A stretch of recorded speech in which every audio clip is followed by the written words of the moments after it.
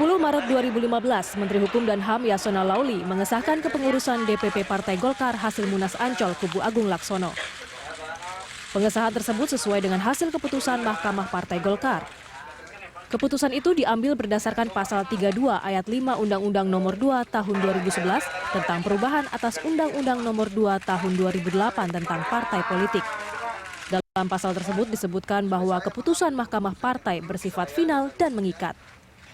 Perselisihan hasil Munas Bali dan Munas Ancol di Partai Golkar adalah perselisihan internal yang harus diselesaikan internal melalui mekanisme partai.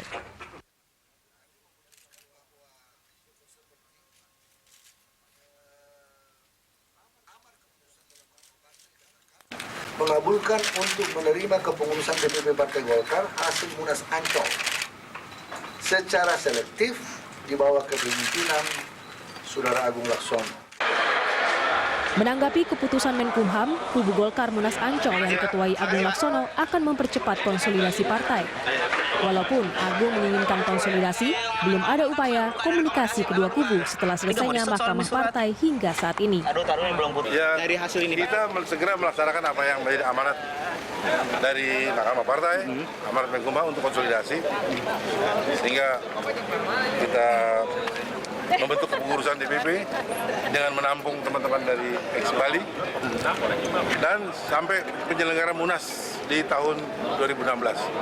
Jadi kami ini masa transisi menuju Munas di tahun 2016. Untuk yang dari kubu Munas Bali ini kapan Pak akan dipertemukan lagi gitu Pak? Akan ketemu? Ya, dari mulai hari ini kami akan melakukan pendekatan. Kami akan pendekatan. Kalau diminta untuk datang ya datang. Dengan segala kerendahan hati kami siap. Yang penting kita bersatu kembali. Sementara itu, setelah keluar putusan dari Menkumham, Ketua Umum Partai Golkar Abu Rizal Bakri mengumpulkan seluruh DPD Golkar 10 Maret.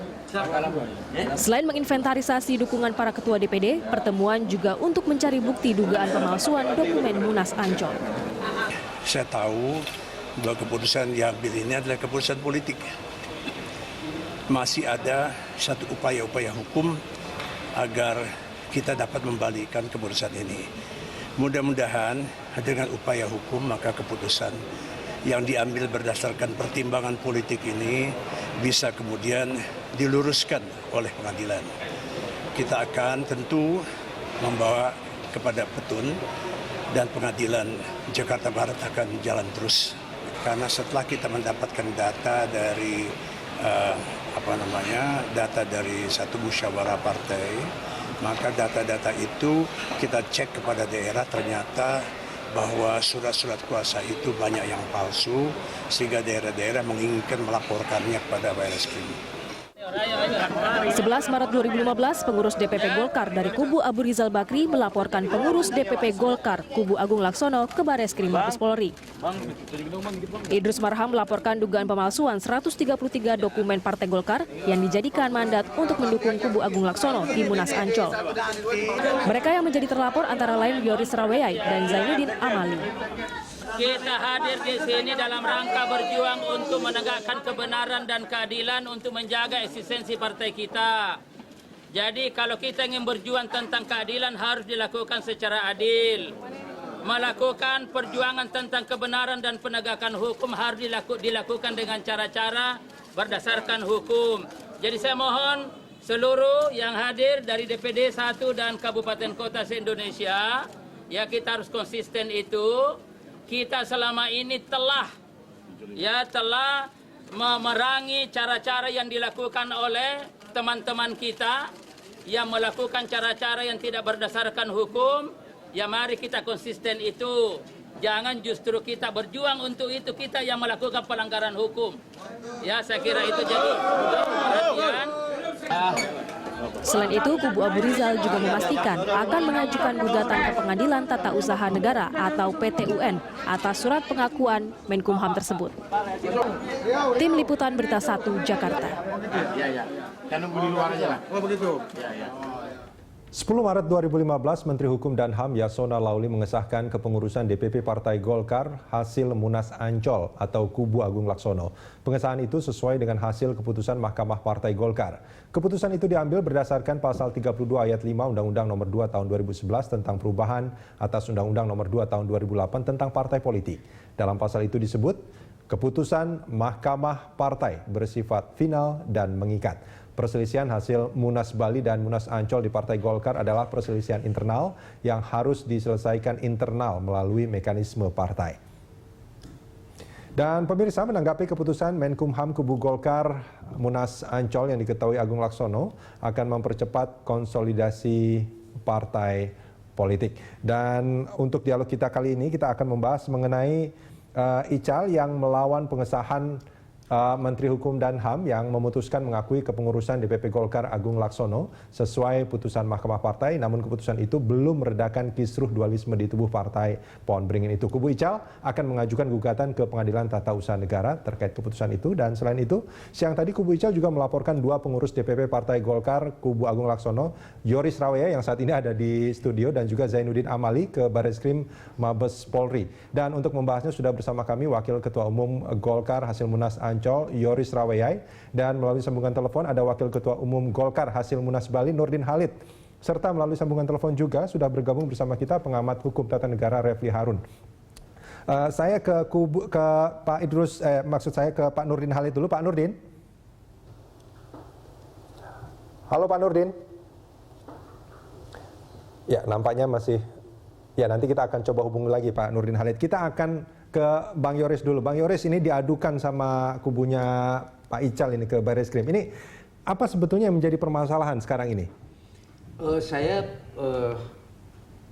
pikir bahwa susah kalau saya mau bilang kenapa mereka melapor, itu hak mereka. Ya, katanya ada 133 dokumen yang dipalsukan sebetulnya. Ya, itu menurut versi mereka kan. Dan itu dia punya hak untuk sudah melaporkan ke Barreskrim tadi siang. Nanti kita melihat sampai sejauh mana proses itu berjalan. Yang dimaksud dengan pemalsuan itu pemalsuan apa? Iya kan? Ya. Kalau dibilang sekarang begini, kalau yang dimaksud palsu itu adalah tanda tangan Rudi yang saya palsukan. Ya. Tetapi kalau dokumen organisasi yang diatur dalam anggaran rumah tangga pasal 30 tentang Munas itu, kalau Munas itu adalah unsur dari DPP, DPD 1 dan DPD 2. Tidak menyebutkan secara eksplisit bahwa harus ketua dan sekretaris yang datang. Oh, itu yang sebetulnya dipermasalahkan ya. Nah, sekarang yang dipalsukan oleh peserta Munas Ancol itu yang mana? Kita sendiri kan belum tahu. Ini baru mereka kumpul data, kemudian datang ke sana. Tapi kalau buat kami begini, pihak kami bahwa ini proses ini sudah cukup panjang. Ya. Dan yang nanti rugi itu bukan orang, ini Golkar. Sehingga menurut kami bahwa proses yang ditempuh oleh Mahkamah Partai adalah kompromi politik dalam rangka menyatukan 2 kubu ini menjadi satu. Kemudian bagaimana bisa segera melakukan konsolidasi. Itu juga sebetulnya merupakan putusan Mahkamah Partai ya, Bang Yoris. Ini sebelum kita lanjutkan masih ada Pak Nurdin Halid. Kita sudah tersambung saat ini. Pak Nurdin Halid. Halo, selamat sore Pak Nurdin Halid. Lagi wawancara ini kayak. Iya Pak. Saya udah televisi main terus. Pak Nurdin. Kalau terbukti sih Pak. Pak Nurdin Halid. Iya. Sudah meninggal pula. Ya, nampaknya sudah tersambung tapi mungkin teleponnya ditaruh mungkin ya, jadi kurang itu ya. Nah, ini kan kalau kita bicara soal hasil Mahkamah Partai ini kan kalau menurut undang-undangnya bersifat final dan mengikat. Ya. Tapi proses itu nampaknya ditafsirkan berbeda. Ini belum final dan belum mengikat karena masih ada proses lagi yang diambil oleh kubu Abu Rizal Bakri. Kalau bagaimana tanggapan Anda? Biarkan kalau mereka merasa bahwa keinginan mereka itu belum terpenuhi, silahkan.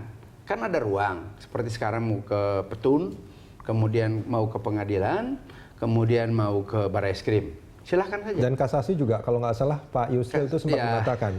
Kalau bagi kami bahwa sudah selesai di Mahkamah Partai, karena Mahkamah Partai itu kan bersidang bukan kemauan mereka, tetapi berdasarkan putusan pengadilan negeri, putusan sela pengadilan negeri Jakarta Pusat maupun Jakarta Barat. Ya, yang diajukan oleh kedua kubu ya? Kedua kubu, kemudian mereka tidak bisa menyidangkan pokok perkara karena mengacu kepada undang-undang politik itu. Ya. Makanya diperintahkan oleh undang-undang dan Pengadilan Negeri 2 itu untuk Mahkamah Partai segera bersidang. Pada saat Yang Mahkamah pertama Partai bersidang itu, sebetulnya kedua kubu itu mengatakan bahwa mereka akan menerima apapun hasil Mahkamah Partai atau tidak. Ini begini. Artinya kalau itu dibentuk, tapi kedua kubu merasa... Ya, pertama, waktu Mahkamah Partai mulai melaksanakan persidangan, Ya. Pertama itu kubu Abu Rizal menyurati Mahkamah Partai bahwa mereka tidak mengakui pengadilan Mahkamah Partai dan tidak mau hadir. Oke, jadi sejak awal sebetulnya Mahkamah Partai ini sudah ditolak ya? Pertama. Oke. Kemudian kedua, karena waktu itu mereka gugat di Pengadilan Jakarta Barat. Kemudian waktu itu karena proses di Pengadilan Jakarta Barat sampai mereka berkeyakinan bahwa hari Selasa akan diputuskan dan mereka lah yang mendapat legitimasi di Pengadilan Jakarta Barat, maka mereka menyurati lagi Mahkamah Partai bahwa akan hadir di Pengadilan Mahkamah Partai pada hari Rabu. Ya. Dengan asumsi dan harapan serta keyakinan bahwa akan menang di Jakarta Barat. Ternyata hasilnya tetap dikembalikan lagi ke Mahkamah Partai. Oke. Kita sudah mereka ini kan yang tidak konsisten cuma dari kubu Abu Rizal aja. Iya, kita sekarang mencoba menghubungi kembali Pak Nurdin Halid, Wakil Ketua Umum Partai Golkar versi Munas Bali. Pak Nurdin Halid. Ya, selamat malam. Assalamualaikum. Waalaikumsalam Pak Nurdin Halid. Di studio ada Pak Yoris Rawea ya. Pak Nurdin Halid, ini nampaknya putusan Mahkamah Partai ini belum final dan mengikat untuk kubu Abu Rizal Bakri. Iya, itu Pak. Pak Nurdin Halid. Gangguan. Pak Nurdin. Telepon. Ya. Maaf Pak Nurdin, tadi agak terputus, bisa diulangi lagi Pak. Iya, jelas keputusan Mahkamah Partai itu tidak bersifat final sesuai dengan undang-undang karena keputusan Mahkamah Partai. Pak Nurdin. Ada. Pak Nurdin, suaranya agak terputus-putus Pak, mungkin sinyalnya kurang bagus di tempat Bapak nih. Seperti itu bisa dibaca dengan kacamata gitu. Jadi tidak mungkin kubu Munas Bali mau menerima keputusan Mahkamah Partai karena keputusan Mahkamah Partai sendiri tidak memutuskan memenangkan salah satu pihak gitu. Artinya menurut Anda, ya ini juga saya mencoba untuk mengutip pernyataan Pak Idrus Marham bahwa sebetulnya yang memenangkan atau mensahkan kubu Munas Ancol itu adalah pendapat anggota majelis, bukan putusan dari Mahkamah Partai. Itu maksud Anda? Halo? Pak Nurdin Halid? Putus-putus, aduh, signal gak bagus, saya lagi di Bandung soalnya. Oh, oke. Dalam perjalanan mungkin ya Pak Nurdin Halid ya? Iya. Baik. Nanti kita akan coba menghubungi kembali lagi Pak Nurdin ya. Ya, oke, baik. Pak Nurdin Halid, kalau boleh saya simpulkan pernyataan Anda tadi, ini saya kembali mengutip juga pernyataan dari Pak Idrus Marham yang mengatakan bahwa pernyataan Mahkamah Partai mensahkan kubu Munas Ancol itu adalah pendapat pribadi anggota Majelis Mahkamah, bukan putusan Mahkamah Partai. Itu maksudnya? Pak Nurdin Halid? Iya, nampaknya putusan tentang eksepsi. Yang kedua, amar putusan tentang pokok permohonan. Jelas dalam pokok permohonan dikatakan bahwa ada perbedaan pendapat di antara majelis. Sehingga tidak terjadi kesepakatan terhadap munas yang akan disahkan titik. Itu dibaca. Kemudian dijelaskanlah perbedaan pendapat itu. Pendapatnya Natabaya dengan Pak Muladi menyatakan ke pengadilan sesuai dengan rekomendasi Mahkamah Partai 23 Desember. Kemudian dijelaskan. Ya, nampaknya salurannya kurang baik ya. Kita akan mencoba menghubungi kembali Pak Nurdin Halid yang dalam perjalanan ke Bandung nampaknya. Ya, intinya seperti itu sebetulnya Bang Yoris. Ada pendapat-pendapat dari anggota Majelis Mahkamah. Ya, pasti begini. Persepsi yang muncul oleh pihak kubu Bali pasti merasa bahwa mereka yang kalah. Ya. Kalau saya tidak usah kita perdebatkan itu, karena itu disebut secara eksplisit amar putusan. Bukannya pertimbangan ya? Tidak ada. Pertimbangan itu ada di bahagian awal. Kan berbagai macam pertimbangan oleh sebelum amar putusan dibacakan biasanya akan ada pertimbangan. Itu kan diktum namanya kan. Dan ini kami sudah coba memanggil pakar hukum tata negara, kemudian untuk mereka coba membahas. Ataupun kepada orang-orang secara kesimpulannya logika. apa? bahwa inilah amar putusan gitu.